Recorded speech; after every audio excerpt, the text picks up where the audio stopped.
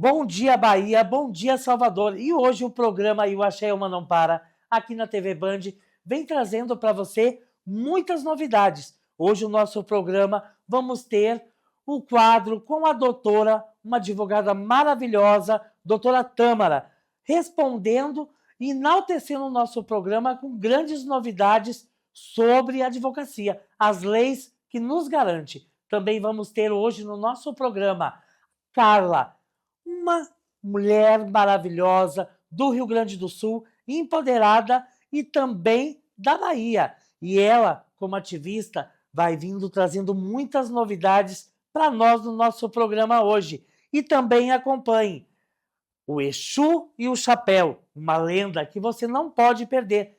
Também vamos ter a lenda dos orixás e muito mais. Sabe por quê? A Oxum vai dançar para Ogum. Acompanhe comigo, porque o Axé Humã não para.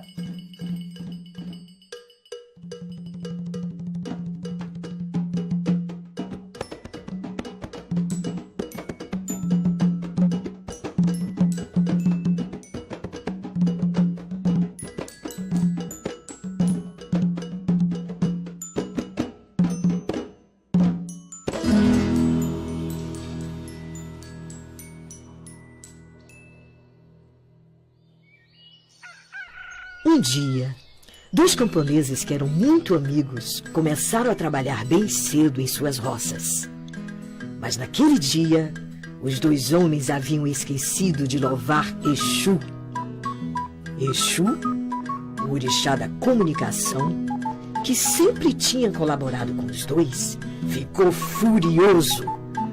Usando o chapéu pontudo, de um lado branco e do outro vermelho, Exu resolveu criar um mal-entendido entre os dois amigos.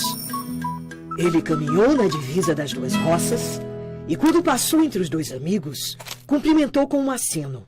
Primeiro, o da direita e depois o da esquerda.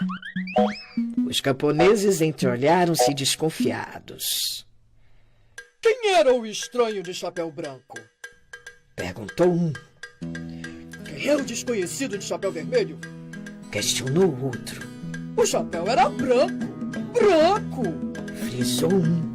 Não! O chapéu era vermelho! Garantiu o outro. Os amigos começaram a brigar e a discutir sobre a cor do chapéu do tal desconhecido. Branco! Vermelho! Branco! Vermelho! A briga ficava cada vez mais intensa. E Exu, vendo isso, saiu cantando, rindo e dançando.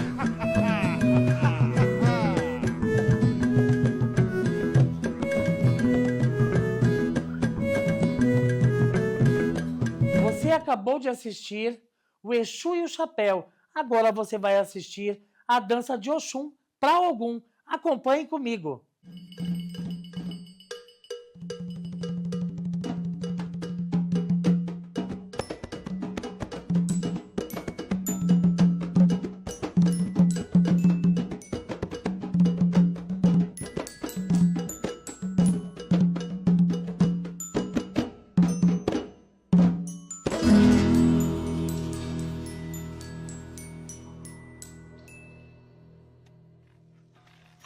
Um dia, Ogum estava cansado do trabalho de ferreiro na cidade e resolveu abandonar tudo e viver livre na floresta. Logo que os orixás souberam da fuga de Ogum, foram atrás dele para convencê-lo a voltar à cidade e ao trabalho. Pois ninguém podia ficar sem os artigos de ferro de Ogum. Mas ele não ouvia ninguém. Queria ficar no mato e colocava para correr quem se aproximasse. Foi quando uma bela e frágil jovem se ofereceu para trazer Ogum de volta à cidade e ao trabalho. Era Oxum, a bela e jovem voluntária. Os outros orixás deram risada dela. Tão jovem, tão bela, tão frágil. Ela não teria chance alguma. Mas Oxum insistiu. Disse que tinha poderes que os demais nem suspeitavam. Assim, Oxum entrou no mato e se aproximou do local onde Ogum costumava ficar. Oxum começou a dançar como o vento, e do seu corpo desprendia um perfume arrebatador. Ogum foi imediatamente atraído, mas se manteve distante. Ficou atrás dos arbustos e de lá admirava Oxum. Oxum o via, mas fazia de conta que não. O tempo todo ela dançava e se aproximava dele, mas fingia sempre que não dera por sua presença. Ela dançava e o atraía para si, e ia sutilmente tomando a direção da cidade. Ela ia na frente e Ogum, sem perceber, a acompanhava, hipnotizado por tanta sensualidade. Quando Ogum se deu conta, eis que se encontravam ambos na praça da cidade. Os orixás todos estavam lá e aclamaram Oxum em sua dança. Ogum estava na cidade. Ogum voltara.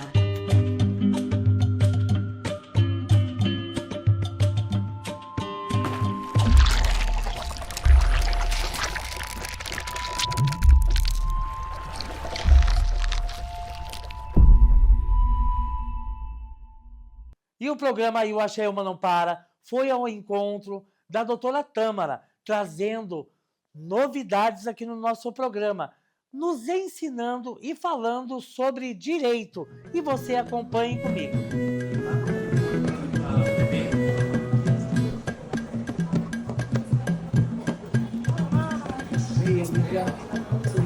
Tudo bem? Como é que tá? Seja bem. Então, doutora, eu gostaria de saber da senhora, a senhora, por ser uma advogada criminalista, como é para a senhora lidar com crimes, defender esses crimes diariamente?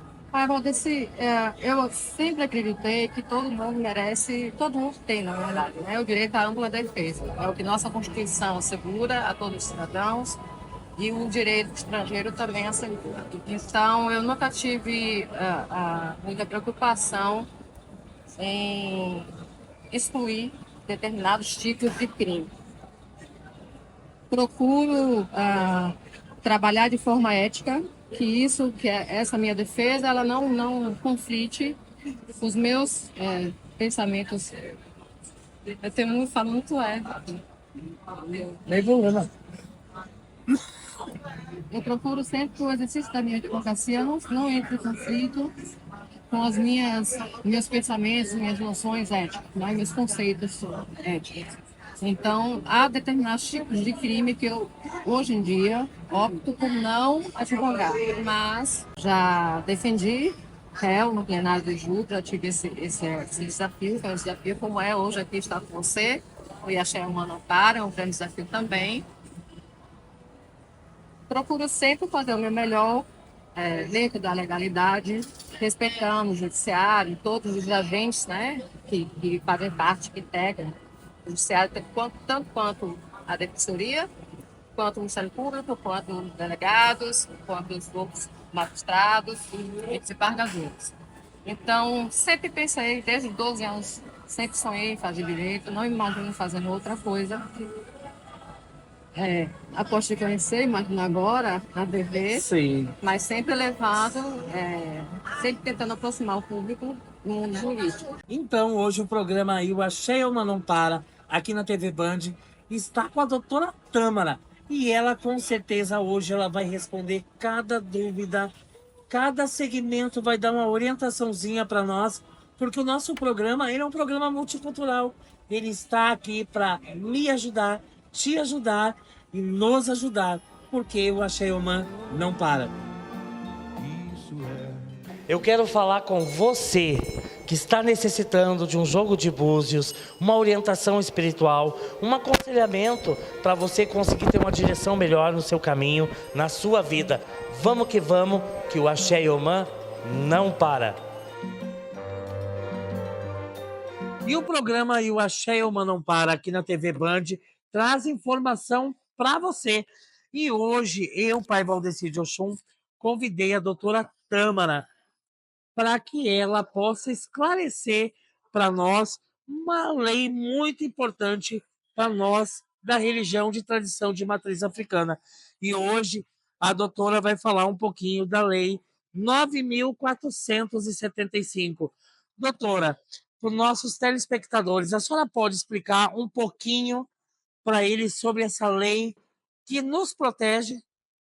Posso sim. A Lei 9.475, ela é uma lei bastante, ela é bem breve, uma lei bem curtinha, e ela dispõe acerca do ensino religioso nas escolas, né? Ela assegura, ela determina, na verdade, que o Estado promova o ensino religioso de forma obrigatória junto ao ensino fundamental, certo? Desde que a matrícula do aluno seja voluntária, ou seja, o Estado tem a obrigação de fornecer o ensino religioso de uma forma multicultural, de uma forma antropocêntrica. Quer dizer, o que eu quero dizer com isso? Pesquisando, estudando a origem do homem, a cultura do homem, a vida dele em sociedade, com viés religioso, certo? A lei ela determina isso, traz ao Estado como obrigação, mas assegura também o direito à liberdade religiosa a partir do momento que o estudante não está obrigado a frequentar essa aula, ok? O nosso Supremo Tribunal Federal, o STF, recentemente ele decidiu que essa forma do Estado de oferecer a disciplina do ser religioso, ela pode ser uma forma confessionária, no sentido de que o Estado pode orientar, né, das escolas públicas, que você estude do ensino católico, do ensino cristão, do ensino espírita. Aí vai depender de cada escola, de cada direção. Vai depender de cada escola, cada direcionamento ali interno. Mas desde que isso não fira, não discrimine as outras religiões, e isso é possível, mas não de forma obrigatória. Ah, certo, doutora. E, doutora, fala um pouquinho para nós sobre a Lei 7.716 para nós de tradição de matriz africana. Então, pai Valdecir, a Lei 7.716 é uma lei importantíssima, ela data de 1989, ela data de 1929, e ela defende, não é? Ela defende, na verdade, o racismo, ela é contra o racismo, ela vem disciplinar aquelas condutas que praticadas configuram o crime de racismo. Dentre essas condutas está o preconceito religioso, a intolerância religiosa. Ela, juntamente com a nossa Constituição Federal, no artigo 5º, artigo 3º e artigo 5º, que assegura a liberdade religiosa e de crença, em comunidade dos locais de culto, né, de liturgia, de práticas religiosas, ela assegura isso também, juntamente com o nosso Código Penal, que também traz lá, recentemente, no seu artigo 121, essa lei especial, juntamente com a nossa Constituição e o Código Penal, eles disciplinam também a injúria religiosa. A intolerância religiosa, ela nada mais é do que toda atitude violenta, agressiva, preconceituosa e racista contra uma pessoa em razão, ou um grupo minoritário de pessoas, em razão da sua ideologia, da sua crença, da prática da sua liturgia, certo? Ela vem sendo combatida desde aqui no Brasil, desde 1889, através da separação do Estado entre o Estado e a Igreja. Antigamente o Estado usava a Igreja, né, para poder dominar a população, dominar ideologicamente a população. Então, a partir do momento que nossas constituições todas asseguraram a separação entre o Estado e a Igreja, começou o combate à intolerância religiosa. Ano passado, nós tivemos... Ano passado não, perdão. No dia 21 de janeiro último, que é o Dia Nacional do Combate à Intolerância Religiosa, no dia 21 de janeiro último, nós comemoramos, né, o Dia Nacional de Combate à Intolerância Religiosa. Esse dia foi marcado em homenagem, ele foi designado em lei, em homenagem à mãe Ialorixá, mãe Gira de Ogum, aqui de Itapuã. Você deve ter conhecido bem a história dela, ela foi muito perseguida, né? Ela teve o terreno dela perseguido. Intolerância religiosa ao último, né? Foram invadir, ela sofreu várias agressões, várias violências, né, religiosas e findou, infelizmente, por infartar. Doutora, não lhe interrompendo, mas eu quero pegar a deixa e fazer uma pergunta. Tirando o seu lado advogada, A senhora também vê com esse lado panorâmico de querer fazer justiça? No sentido de querer fazer justiça, no sentido de No sentido, por exemplo, da intolerância, a senhora também é a favor de todas essas leis que estão sendo da liberdade de expressão, indiferente da crença religiosa? diferente da minha crença religiosa, eu tenho uma crença fixa, mas independente disso, eu realmente creio e trabalho e combato toda forma de desigualdade. Então, todos nós, eu como babalorixá, né, o nosso cinegrafista como evangélico, enfim, todos têm direito Graças, à lei. graças à nossa Constituição, nosso ordenamento jurídico protege todas as religiões, inclusive a opção por não ter religião. Até Por opção não ter religião também tem direito. Não ter religião também é uma forma de liberdade religiosa. E o programa aí, o Axé Uma Não Para, vai ter esse quadro maravilhoso, o Fale Direito. E você será respondido pela doutora Tâmara. Acompanhe comigo as próximas perguntas dos nossos telespectadores sobre Fale Direito. E aí, vocês gostaram? Acompanhe nossas redes sociais. O Axé Humano não para. E o programa aí, o Axé Uma Não Para, também hoje recebe Carla e você. E você vai acompanhar comigo a trajetória dessa mulher e também tudo o que ela vem trazendo para nos informar e nos enaltecer. Vem comigo porque o Axé Uma não para. E hoje o programa aí, o Axé Uma Não Para, está com a mega convidada Carla Simone de Oliveira. E hoje a Carla vai falar um pouquinho com a gente. Seja bem-vinda ao programa aí, o Axé Uma Não Para. Que seja de muito axé, de respostas na tua vida. E primeiramente, né, Carla? Bom dia. Bom dia, muito obrigada pelo convite, e especialmente feito por ti, né? Meu grande amigo, meu pai, Babalorixá, que tanto me guia, me conduz na minha vida espiritual. Então é um prazer enorme aqui batermos um papo contigo sobre várias temáticas da atualidade. Claro. Hoje nós vamos conversar um pouquinho nesse nosso programa como é a questão da religiosidade dentro das redes escolares. Bom, é um tema muito complexo, né? Por natureza, quando falamos em religiosidade, nos vem na cabeça a questão de uma religião, né, específica. Mas, no entanto, nós temos hoje, né, a nível federal, uma lei recente, né, de 2025, que trata da questão, né, da obrigatoriedade do ensino de história e de cultura dentro das escolas públicas, municipais, estaduais e também na rede privada.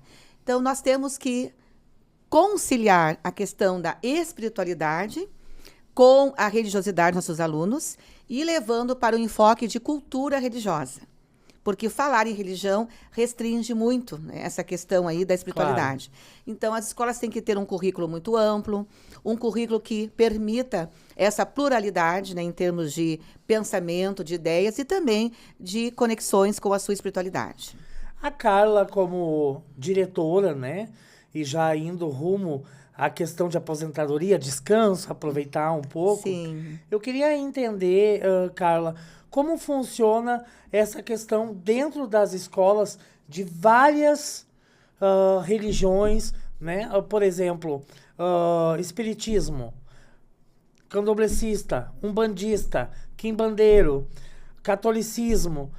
Como fica essa miscigenação dentro da escola para vocês, como professores, conduzir isso dentro da sala de aula para que não haja intolerância religiosa, para que haja respeito a cada segmento religioso? Eu queria entender isso, porque muitas vezes eu acredito que tem muitos jovens que acabam entrando em conflito entre eles e até, inclusive, eu acredito que esse conflito também haja dentro do corpo corporativo ali de professores, porque nem sempre um professor vai ser de acordo com a opinião do outro.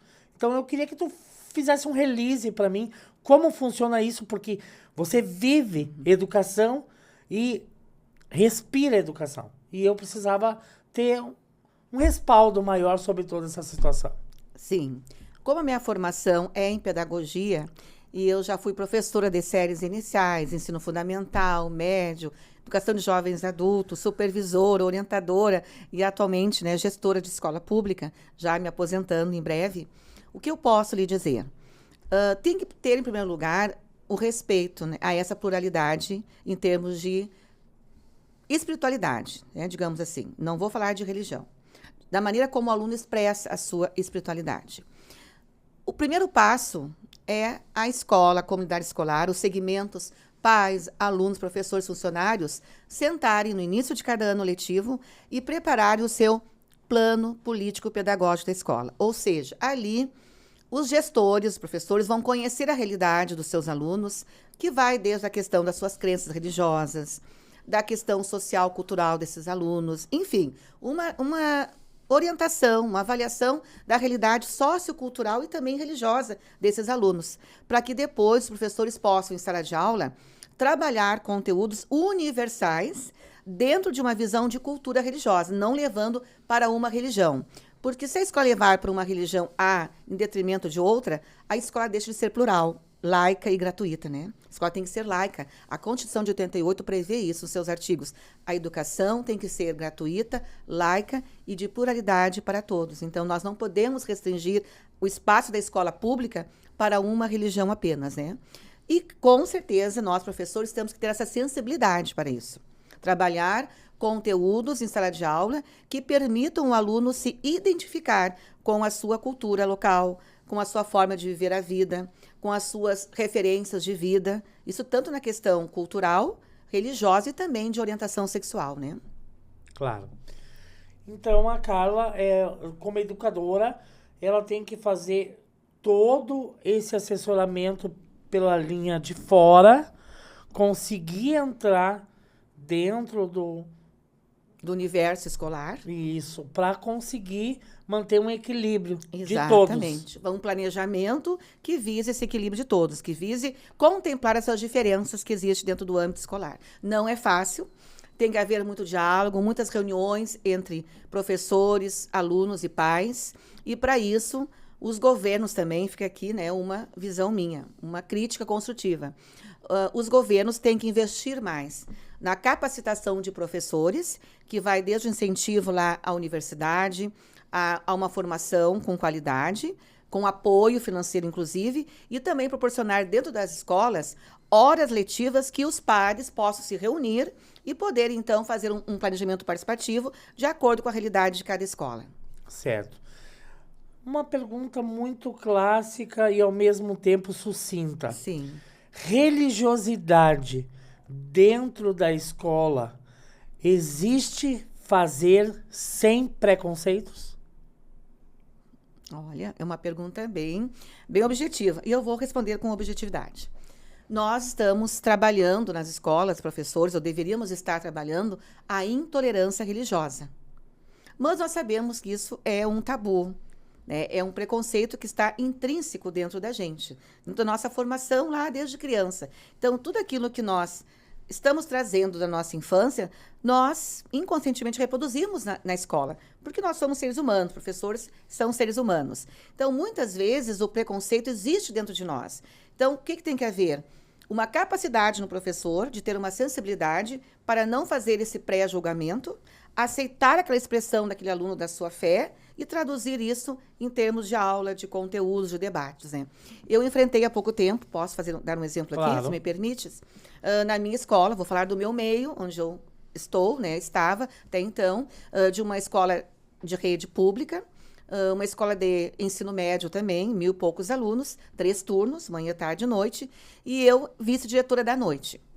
Tínhamos um projeto pedagógico para que no final do ano se fizesse uma feira de conhecimentos, digamos assim, onde cada professor trabalhasse durante o ano conteúdos e aquele trabalho que mais marcou na produção, né, com o aluno, que fosse para a exposição.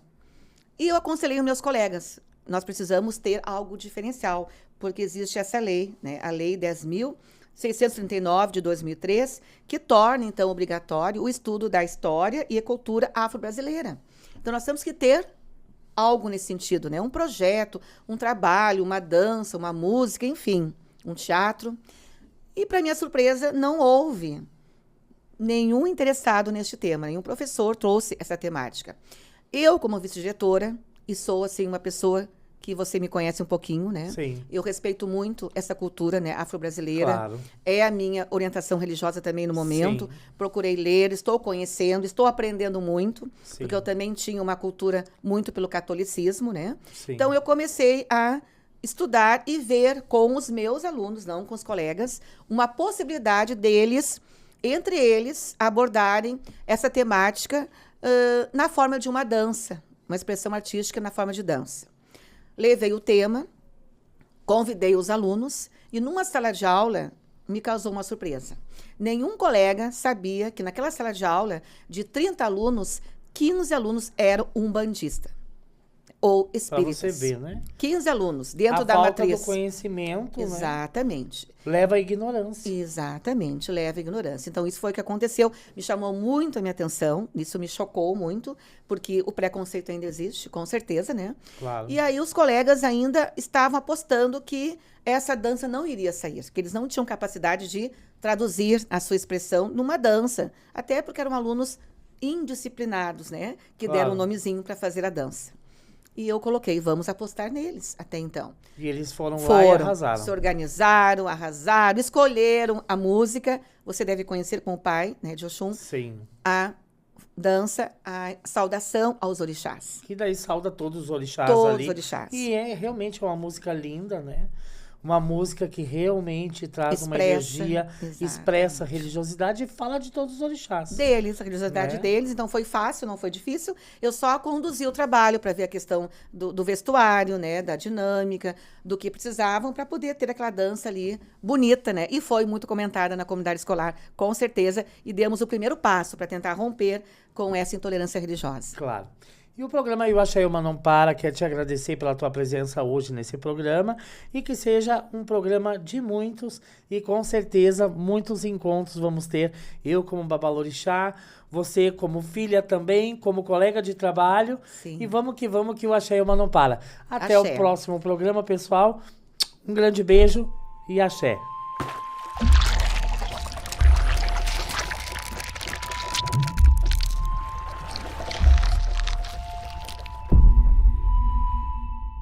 Estamos encerrando, pessoal, mais um programa aqui na TV Band. Até o próximo programa, porque o Axé Omã não para. Um grande beijo e muito axé. Até o próximo programa, pessoal.